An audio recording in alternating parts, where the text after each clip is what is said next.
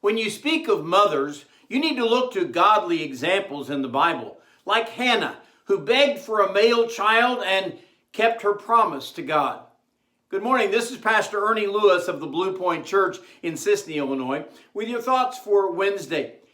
Hannah's story is told for us in 1 Samuel chapter 1, as she laments her status as the barren wife. You see, Elkanah was a man who had two wives, and one of them was able to bear him many children, but Hannah could not. And even though Elkanah loved her in greater ways, she was stressed about having no children.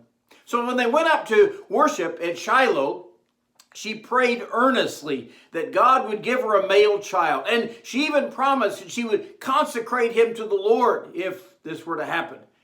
Now, her promise included a Nazirite vow that no razor would ever come upon his head, and she would give him back to the service of the Lord all his days.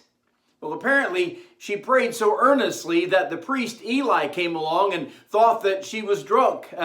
She had too much wine. He even rebuked her for this. But she pleaded with him, the same as she had with the Lord, that she would have this request answered, that God would give her a male child. And after her earnest prayers, young Samuel was born to Hannah and Elkanah, and she kept her promise.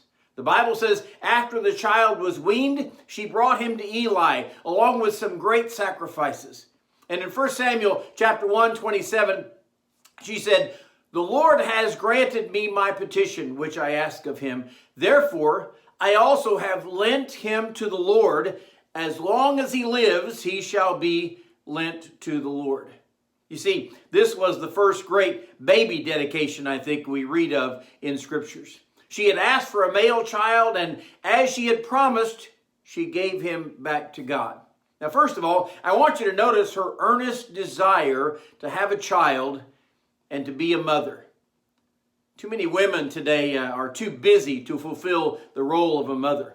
They would actually consider the birth of a child as a nuisance, and oftentimes this has brought about abortions because women do not want to be a mother. Secondly, I want us to notice how she kept her word in giving her child back to God. Some will make that promise and make that commitment, but when it comes time to letting go and really letting their child go and serve the Lord, wherever they wish or wherever they need to, the parents seem to rescind that promise. You realize Samuel went off to serve in the temple. He became the prophet of the day. He became the priest for all of Israel. And he never really went back home to be Hannah's little boy again.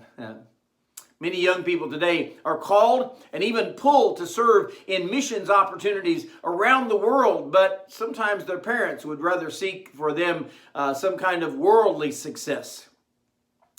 Or at least begging them to serve the Lord locally. You can serve right here at home and be right here in our church and sit right next to me. This woman not only gave her child to God physically, but I'm sure that she trained him to love God while he was in the home, and she prayed for him daily as he left her. How faithfully do we as parents pray for our children to serve the Lord faithfully? How willing are we to give them up to serve God in perhaps some other area of the world, or perhaps even some dangerous ministry? Wherever, whenever. Are our children really ours, or do they belong to God?